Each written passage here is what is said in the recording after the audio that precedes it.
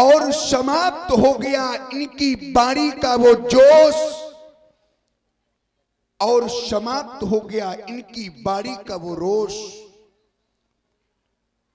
जो कुछ समय पूर्व मैंने देखा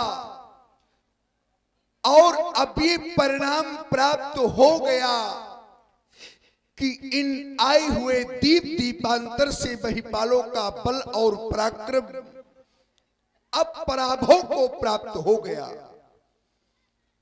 कुछ समय पूर्व मैंने अपने बंदी जनों के द्वारा अपनी प्रण की घोषणा प्रसारित करवाई।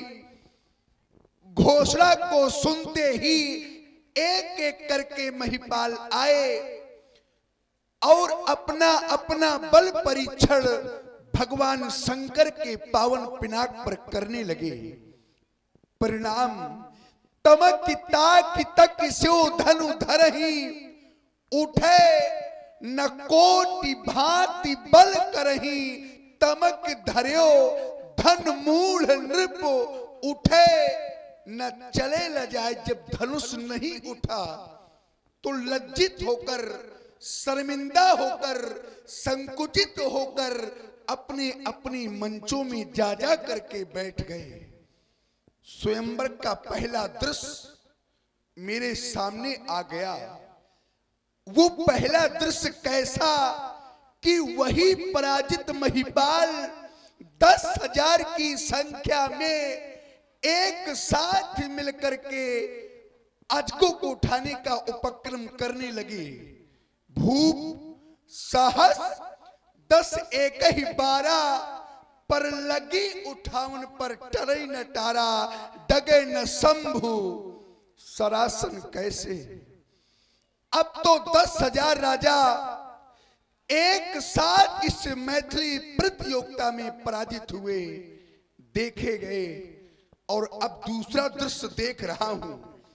वो दूसरा दृश्य कैसा कि अब कोई भी महिपाल, अब कोई भी भूपाल, अब तो कोई भी राजा अजगों के समीप आने का तो कोई साहस भी नहीं करता।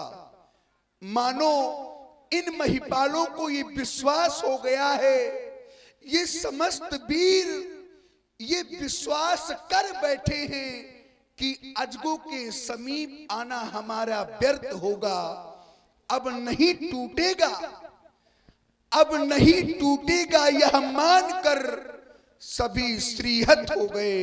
श्रीहत भये हार ही राजा, और बैठे निज निज जाय समाजा। जब कोई भी वीर अजगों के समीप आएगा नहीं, अजगों को उठाएगा नहीं, तो कैसी होगी हमारी प्रण की पूर्ति।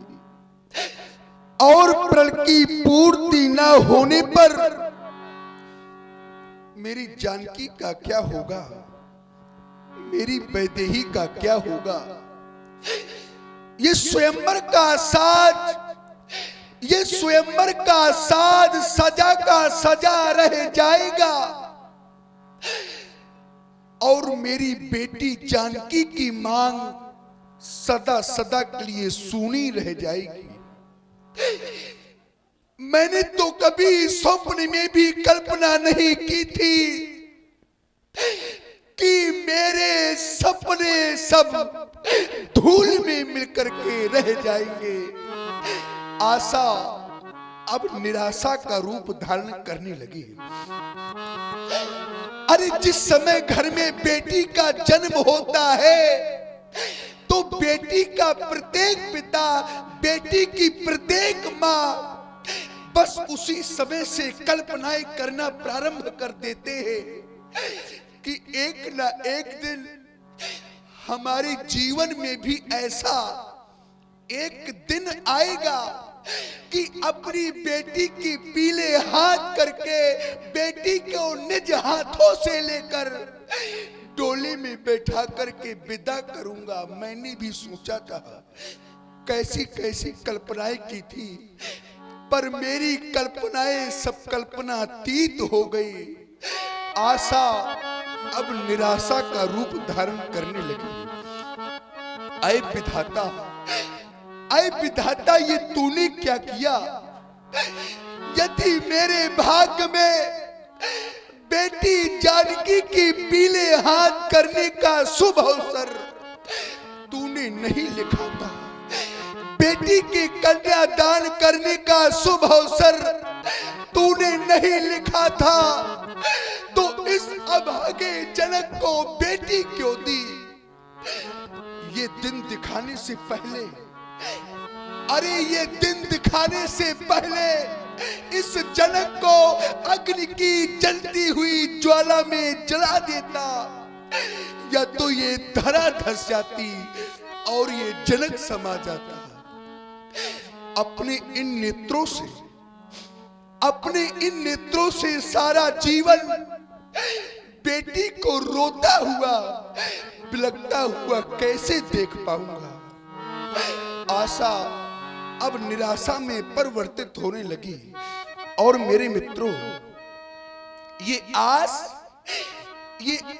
जब बनकर के टूट जाती है, ये आस जब बनकर के टूट जाती है, तो या रूह किस तरह से कसमसाती है। अरे कोई पूछ लो उस बदनसीब बाबुल से जिसकी बेटी की बारात द्वारे से लौट जाती है।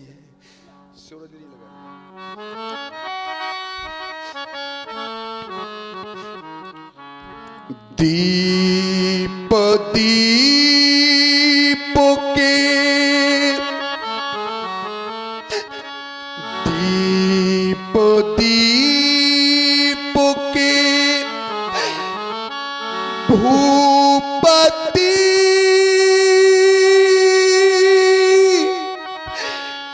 नाना आए सुनी हम जो प्रण ठाना। ये सभी महिपाल हमारे प्रण को ही सुन करके आए हैं। इनमें से ऐसा कोई भी महिपाल नहीं जिसने हमारे प्रण को न सुना हो।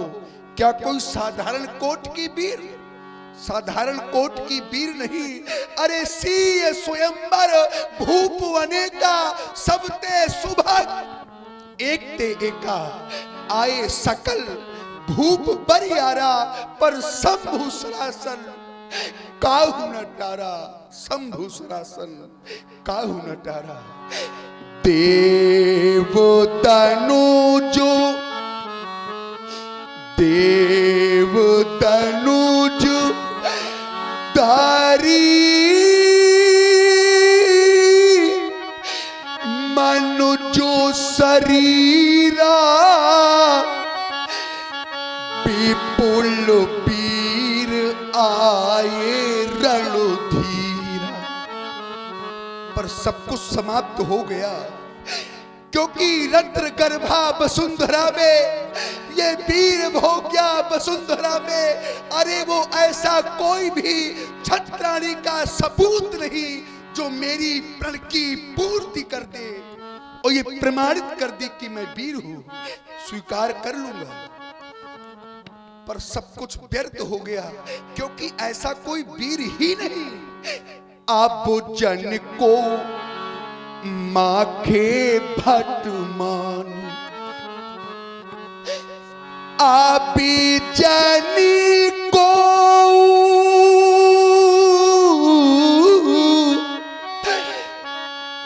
माखे भट मानी,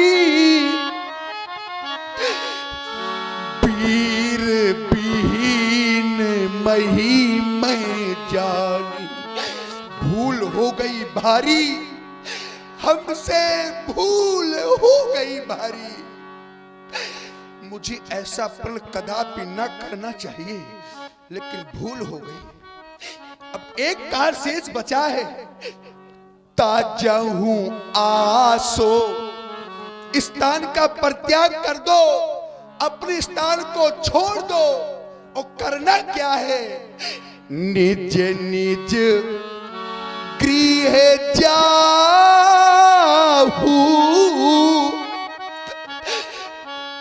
क्योंकि लिखा न विधि बैते ही विवाह। सब कुछ समाप्त हो गया। आज ये वीर भोग्या वसुंधरा वीरों से विहीन हो गई। बहुत से यहाँ पर बेटी की पिता उपस्थित है और बहुत सी यहाँ पर वो बेटी की माताएं उपस्थित है, क्योंकि बेटी के दुख को केवल बेटी वाले ही समझ सकते हैं। ए खड़ी हो,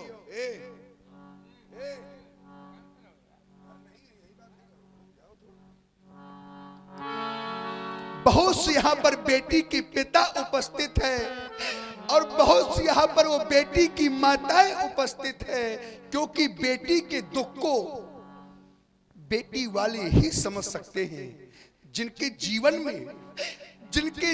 में बेटी ही नहीं, वो क्या जाने कि बेटी का दुख होता क्या है। क्योंकि सिद्धांत कहता है भैरवी राग के माध्यम से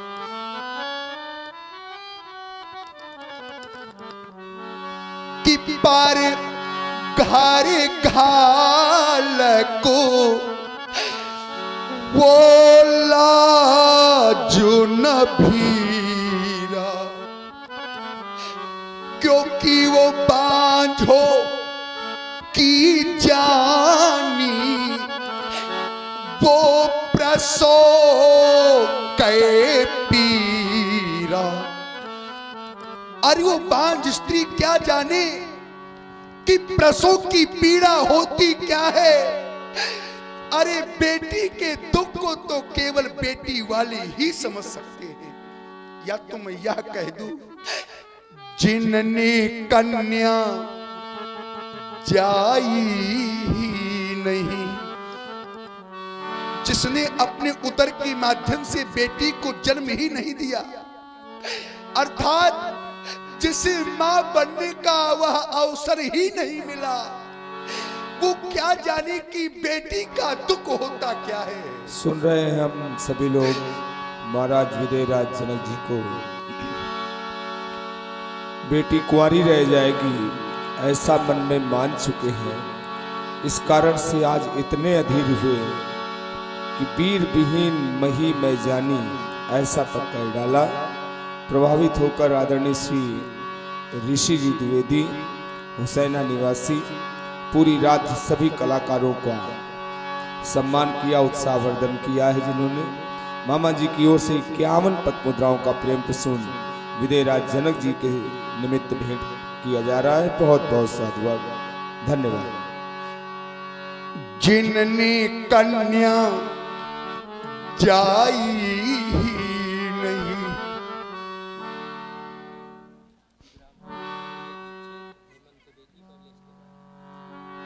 आदरणीय श्री कन्हैया जी दीक्षित ग्राम प्रधान, जिनके संयोजन में ये कार्यक्रम चल रहा है, और हेमंत जी द्विवेदी, दोनों बंधुओं की ओर से ये 51 पद मुद्राएं भेंट की जा रही हैं। बहुत बहुत साधुवाद, धन्यवाद। जिनने कन्या जाई ही नहीं, जिनने कन्या जाई ही नहीं, वो कन्या का दुख क्या जाने, जिन पाव बीमाई फटी ही नहीं, वो पीरो पराई क्या जाने। आदरणीय श्री लक्ष्मी नारायण प्रजापति जी की ओर से 21 पद मुद्राएं भेंट की जा रही हैं। बहुत बहुत साधुवाद। या तो मैं यह कह दूं, जिसने की बेटी पिता ही नहीं, जिसने की बेटी पिता ही नहीं, वो दुखो पिता का क्या जाने, जिनने कन्या जाई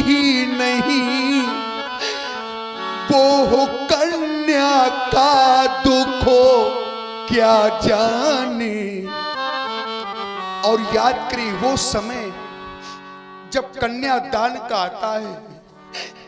कल्पना करिए उस समय की जब कन्यादान का आता है, जिस समय मंडप के नीचे बैठ करके बेटी की माता पिता बेटी के पीले हाथ करते हैं और पीले हाथ करने के पश्चात अपनी बेटी का हाथ जिस समय वो बेटी की माता पिता वर के हाथ में सौंप देते हैं संकल्प करके, तो उस समय उस पिता को ऐसा लगता है, उस समय उस माँ को ऐसा लगता है कि आज मेरी बेटी नहीं, मानो कि कोई कलेजा निकाल कर लिए जा रहा है।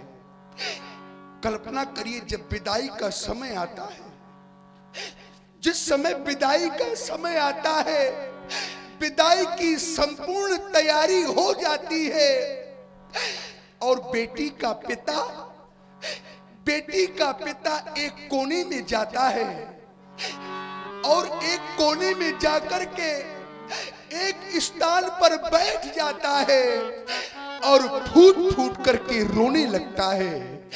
जब इस दृश्य को वो बेटी देखती है, जब बेटी चारों ओर देखती है, जिस समय अचानक बेटी की दृष्टि पिता पर पड़ती है, तो वो बेटी दौड़ी दौड़ी जाती है, पिताजी पिताजी कहकर अपने पिता के छाती से लिपट करके रोने लगती है।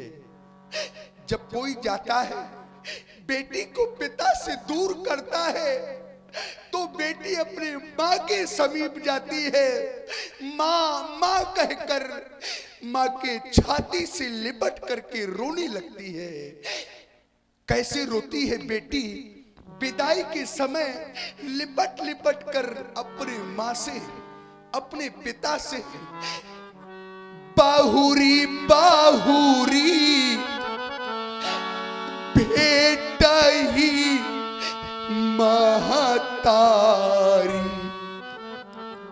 बेटी बार बार अपनी माँ से लिपट जाती है, तब लिपट लिपट कर माँ से रोवे बेटी।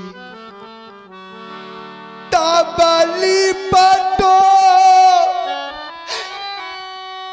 लिपट कर माँ से रोवे बेटी। तब वो माँ व्याकुल हो जाती है और वो माँ करती क्या है, बेटी के मुख को चूम चूम छाती से उसे लगाती है। बेटी की माँ आदरणीय श्री गोपाल सिंह जी, ठाकुर गोपाल सिंह जी की ओर से एक कृपाल सिंह, ठाकुर कृपाल सिंह जी की ओर आदरणीय श्री दृक्पाल जी ठाकुर साहब की ओर से 51 पद मुद्राएं भेंट की जा रही। बहुत बहुत साधुवाद। जिस समय बेटी की डोली घर से बाहर निकल जाती है,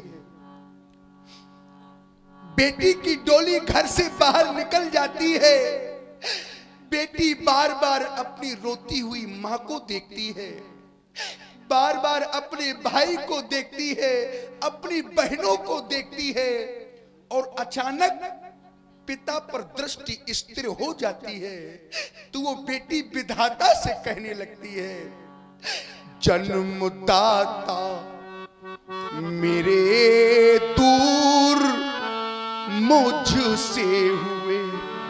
ध्यान देना सज्जनों, जन्मदाता मेरे दूर मुझसे हुए,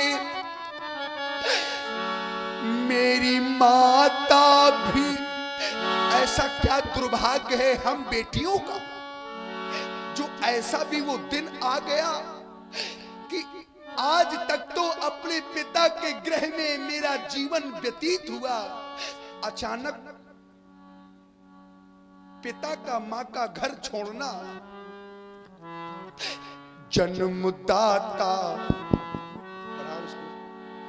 जन्मदाता मेरे दूर मुझसे हुए, जन्मदाता मेरे दूर मुझसे हुए, मेरी माता भी आज पराई हुई। आए विधाता, बेटी विधाता से कह रही है, आए विधाता जहां जन्म तुमने दिया, उसी घर से ही मेरी विदाई हुई।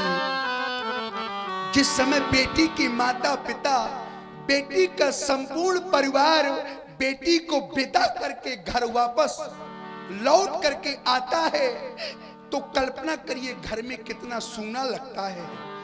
कैसा लगता है घर में जब आप लोगों ने अपनी बेटी का विदाई करके, बेटी को विदा करके अपने घर को वापस लौट कर आए होंगे, तो कल्पना करिए उस घर में कैसा लगता है। उस घर में तो ऐसा लगता है कि ये घर नहीं, मानो कि शमशान घाट हो गया। बेटी के जाने से वो घर, बेटी के जाने से वो घर, जाने क्या क्या खोता है, पर कभी न रोने वाला बाबुल। जो बेटी का पिता कभी नहीं रोता और विदाई के समय कभी न रोने वाला बाबुल, वो तो फूट फूट कर रोता है। और भी कल्पना करिए कैसा लगता है। ऐसा लगता है कि जैसे खत्म मेला हो गया, उड़ गई आंगन से चिड़िया, घर अकेला हो गया। और अगर नहीं है विश्वास तो कोई उस पिता से जाकर के पूछो, वो पिता बताएगा जिस पिता ने अपनी बेटी का कन्यादान करके और बेटी को विदा किया हो। इस दुख को, इस कष्ट को केवल वो पिता समझ सकता है। पिता को कितनी पीड़ा होती है, उस मां को कितनी पीड़ा होती है। लोग कह देते हैं बेटी तो पराया धन होती है। अगर आप लोगों से कोई आपका बेटा मांगे तो क्या कोई बेटा देगा? उत्तर मिला नहीं देगा। और बेटी, बेटी दे देगा, क्योंकि बेटी तो पराया धन होती है। बेटी पराया धन तो होती है, पर ये बेटियां अपने माता पिता के कलेजे का एक टुकड़ा होती है। बड़ा प्रेम होता है, बड़ा स्नेह होता है पिता का बेटी के प्रति। कल्पना करिए, बेटी लाख पराया धन है, बेटी लाख पराया धन है। ये बेटी हृदय का टुकड़ा होती है, और कीमत वही समझते, ध्यान देना, कीमत वही समझते हैं जिनके घर बेटी होती है, उस पिता के दिल से भी पूछो। कोई पूछो जाकर के उस पिता से, वो बेटी का पिता बताएगा कि बेटी को विदा करने में पीड़ा होती क्या है। उस पिता के दिल से पूछो, जो सुता किसी को देता है और देने के पश्चात रोती बेटी को देखो देखो, वो तो फूट फूट कर रोता है। घर में अगर बेटा हो जाए, आदरणीय श्री ऋषि जी द्विवेदी हुसैना निवासी पुणे 51 पदमुद्राएं विदेहराज जी के निमित्त भेंट करते हैं। बहुत बहुत साधुवाद। घर में अगर बेटा हो जाए तो ये भाग्य की बात है, और अगर बेटी हो जाए तो ये सौभाग्य की बात है। लेकिन बड़ी विडंबना है, घर में अगर बेटा हो जाए तो लोग खुशियां मनाते हैं, सहनाइयां बजवाते हैं, और अगर बेटी हो जाए तो लोग शोक मनाते हैं। क्या बेटी का होना क्या कोई दुर्भाग्य है? कल्पना करिए, किसी मां की अगर 2 बेटियां हैं, किसी मां की अगर 2 बेटियां हैं, तो वो मां ये नहीं चाहती कि तीसरी संतान मेरी बेटी हो, और कदाचित वो बेटी गर्भ में आ जाती है तो ना जाने कैसे कैसी कल्पनाएं करने लगते हैं वो लोग। जब बेटियां, ये बेटियां, जब बेटियां गर्भ में आती हैं तो उस मां का मन घबराता है। वो मां घबराने लगती है कहीं बेटी ना हो जाए। उस मां का मन घबराता है। बेटियों को मारने वालों सुन लो, क्योंकि वो बेटा भी मारा जाता है। अगर तुम लोग गर्भ में बेटियों को मार सकते हो तो विधाता में इतनी सामर्थ्य है कि तुम्हारा बेटा भी छीन सकता है, क्योंकि जो जस करे सो तस फल चाखा। जो व्यक्ति जैसे कर्म करता है उन्हीं कर्मों के अनुसार उसे फल भी भोगना पड़ता है। आज के 1 वर्ष पहले मेरी बेटी जानकी ने अजगो को अपने बाम कर से उठा लिया। याद है ना वो दिन तुम्हें बेटी? धाराली पुणे में अगर तुमने बेटी, धरा लीपने के समय तुमने विशाल आयुध को अपने बाम कर से ना उठाया होता तो ये प्रण में कदापि ना करता मेरी बेटी।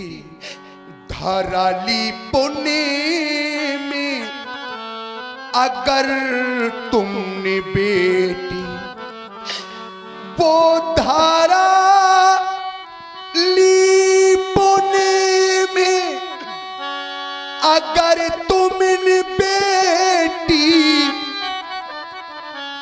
ये धनुआ जो कर में उठाया न होता, ये धनुआ जो कर में उठाया न होता, तो सच कहता बेटी ये मेरे हृदय में धनुर्भंग का भाव आया न होता। और मेरी बेटी न कैलाशो ताजी कर। आदरणीय श्री ब्रजेश जी द्विवेदी जी की ओर से 51 पदमुद्राएं भेंट की गई हैं। श्री विजय राज जी के लिए बहुत बहुत साधुवाद। न कैलाशो ताजी कर वो शिवानाथ आते। आदरणीय श्री मुन्ना जी गुप्ता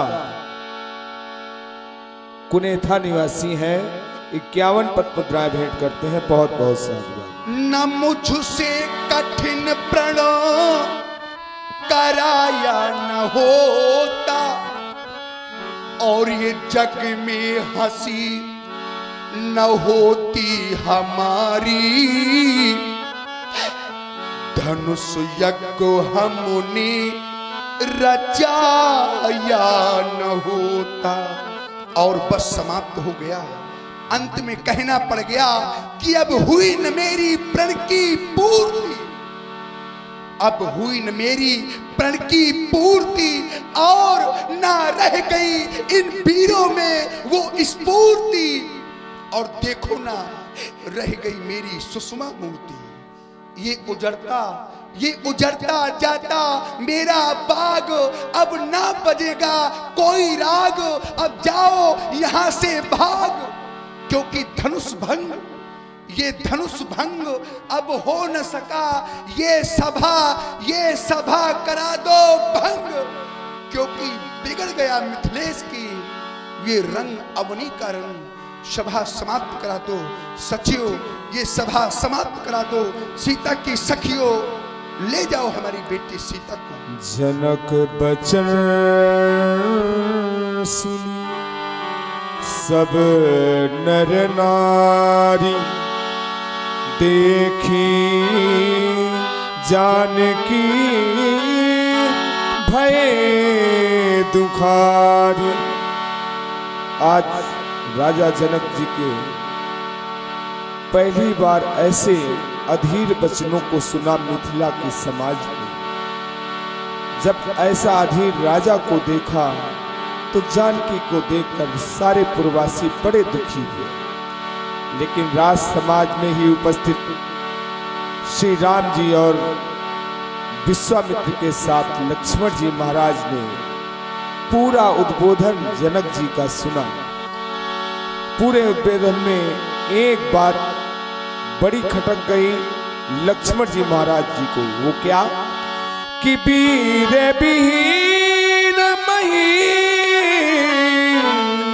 मैं जानी। पृथ्वी वीरों से खाली है। पूरे उद्बोधन में जब ये वाक्य आया जनक जी का, तो लक्ष्मण जी महाराज माखे लखन कुटिल भई भऊ है। क्रोध के मारे कुटिल भई भौवे तिरछी हो गई और रजपुट फरकत तमतमा उठा चेहरा और ओठ ठड़कने लगे लक्ष्मण जी महाराज के। और नयन रिसऊ है, नेत्र लाल हो गए। कई न सकत रघुबीर डर। लक्ष्मण जी महाराज राम जी का सम्मान कर रहे हैं, लेकिन लगे बचन जनुबान। मानो जनक जी का ये वाक्य वीर विहीन मही हृदय को विदीर्ण कर रहा है लक्ष्मण जी महाराज के। इसलिए लगे बचन जनुबान, रोक ना सके अपने आप को लक्ष्मण जी महाराज। नाई राम पद कमल सिर बोले गिरा प्रमाण, बोले गिरा प्रमाण। आर कुलभूषण वाग विभूषण रघुकुल भूषण, सुनी आपने राजा जनक की घोषणा। इन धराधीशों के मध्य मिथिलाधिपति जनक के द्वारा सुनाया गया वह निर्णय सुना आपने, एक ज्ञानी के द्वारा इस राज समाज में सुनाई गई वह घोषणा मैं सुन रहा हूं। अब जनी को अरे माखे भटमानी, ये वीर विहीन मही में जानी। अब इस धरती पर कोई वीर नहीं रहा। भैया सुंदर सदन से यहां तक आया था, मैंने देखा था एक और आत्मबोध, तत्वबोध, अप्रोक्षानुभूति यथा तो ब्रह्म जिज्ञासा, ब्रह्म सूत्र के ये भाष्य यहां के पंडित आचार्य इन छात्रों को लगवा रहे थे। तब मन में एक विचार आया था, हृदय के उद्गार चीख चीख कर कह रहे थे कि वास्तव में ये मिथिला ज्ञान की नगरी है, वेदांत की पाठशाला है और राजा जनक का जीवन जल में जलज की भांति है। लेकिन यहां आया तो पाया ये निर्बन बिलोक जनक अकुलाने और बोले वचन रोष जनसाने। तो क्या यही इनका जीवन दर्शन है? एक ज्ञानी के ज्ञान की पराकाष्ठा क्या यही है?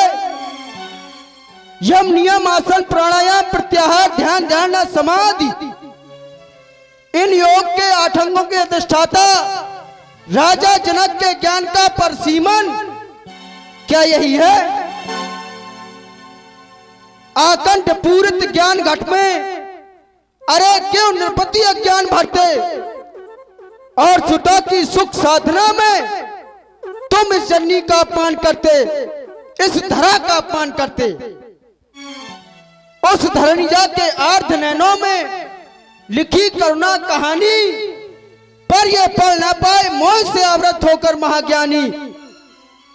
फिर ये आर्य जन तो इन अतिथियों का देव सम सम्मान करते, और सुता की सुख साधना में अरे तुम इस जननी का अपमान करते, इस धरा का अपमान करते। तुम्हारी बेटी को तो मां गिरजा के द्वारा स्पष्ट आशीर्वाद दिया गया था, नारद जी के द्वारा वरदान दिए गए थे, सुन ये सत्य आशीष हमारी, पूजे मन कामना तुम्हारी, नारद वचन सदा साचा, सोवर मिले जाए मन राचा। तो क्या वो वरदान, वो आशीर्वाद समय सीमा से बंधे हुए थे या उन वरदानों का समय निकल गया था? तुम्हारे कथनानुसार ये देव प्रतिमाएं मिथ्या संभाषण करने लगी, ये देववाणियां झूठी हो गई, तो फिर कौन जाएगा इन मंदिरों में? कौन उतारेगा उन मूर्तियों की आरतियां? कौन चढ़ाएगा उन पर पूजा के फूल? और कौन मांगेगा उनसे आंचल फैलाकर अपने अरमानों की भीख? फिर सारा जनमत यही कहेगा कि जब ये देवी देवता झूठ बोलते हैं तो तोड़वा दिया जाए इन मंदिरों को, फिकवा दिया जाए इन मूर्तियों को। तब क्या उत्तर होगा तुम्हारे पास? अभिशाप बदलते रहते हैं, वरदान नहीं बदला करते। अरे अभिशाप बदलते रहते हैं, वरदान नहीं बदला करते। ये क्रिया बदलती रहती है पर व्यक्ति के कर्तव्य नहीं बदला करते। उपमेय बदलते रहते हैं, उपमेय बदलते रहते हैं, उपमान नहीं बदला करते। अरे तुम जैसे भक्त बदलते रहते हैं पर वो भगवान नहीं बदला करते। उस अम्ब के वरदान पर यदि किंचित विश्वास होता तो आज आभास होता सत्य का, और होकर विकल ये योगी न रोता। भैया ये वीर होते यदि जनक तो इस राज समाज में आज एक वीर की पहचान करते, और सुता की सुख साधना में अरे तुम इस जननी का अपमान करते, इस धरा का अपमान करते। अगर किसी समाज में रघुवंशियों का एक भी अंश उपस्थित होता है, वहां पर ऐसा बोलने का दुस्साहस कोई नहीं करता जैसा आज राजा जनक ने किया है। फिर यहाँ तो रघुवंशियों को अंश नहीं, स्वयं रघुवंश मणि बैठे हुए हैं।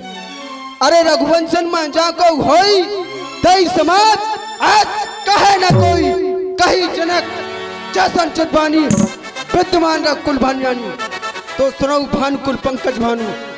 अरे कहूँ स्वभाव ना कछुआ मानू जो तुम्हार ये अनुशासन पाओ तो ये ब्रह्मांड उठाओ काचे खट। अरे जिमी डारो बोरी सकऊ मेरू बोला चंदोरी तो प्रताप महिमा भगवाना तो फिर